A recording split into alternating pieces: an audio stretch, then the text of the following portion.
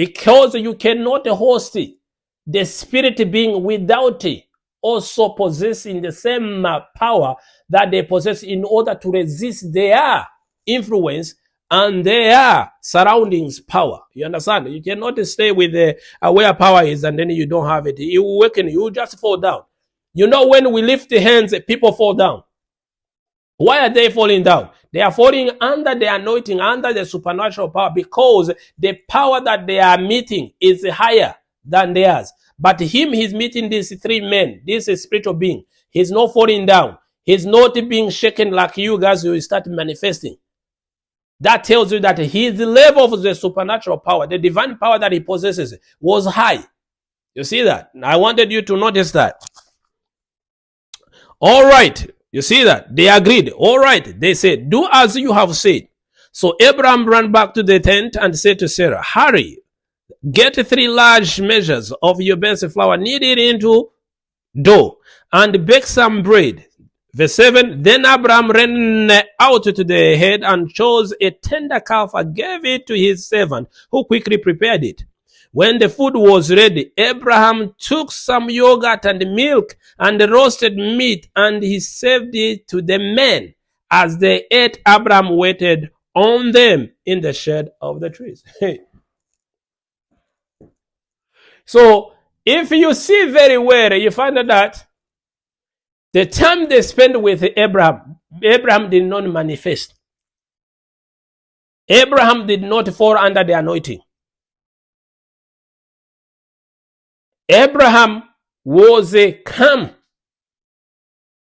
What gave him that ability to stand in the presence of the greatness and not fall down? It's because he has been transformed.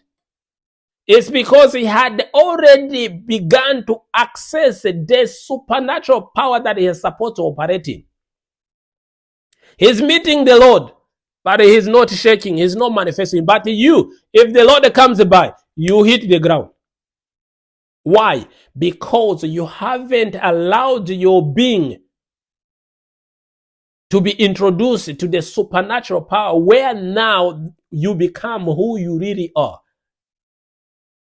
You are still scared of, oh, well, what if this power is not of God? So let's say that the power you are afraid of is from demonic. So the demonic power, is it powerful than the God's power?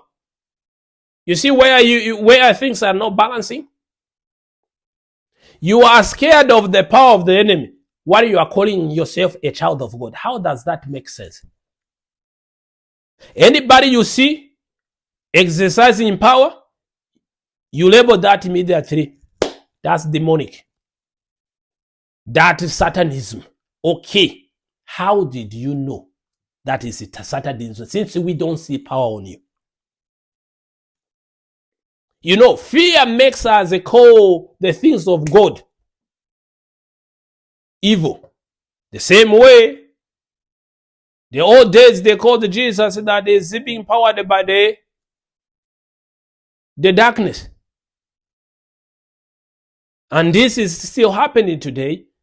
If you are anywhere, you are a man of God. If you are a church goer, you are not experiencing supernatural divine power, it is about time to start questioning, because God did not limit the power only to the men and the women of God. Power is available to everyone who's called a Christian. Notice I say Christian. As long as you are a human being, you can access power illegally or legally. The illegally is the one you guys call demonic. Legally is the divine power that doesn't ask you sacrifice, because Jesus is already a sacrifice. That's the reason why you are accessing everything that you're supposed to be accessing. You see what I'm saying? So that's the truth that you must understand, that for sure power must be there.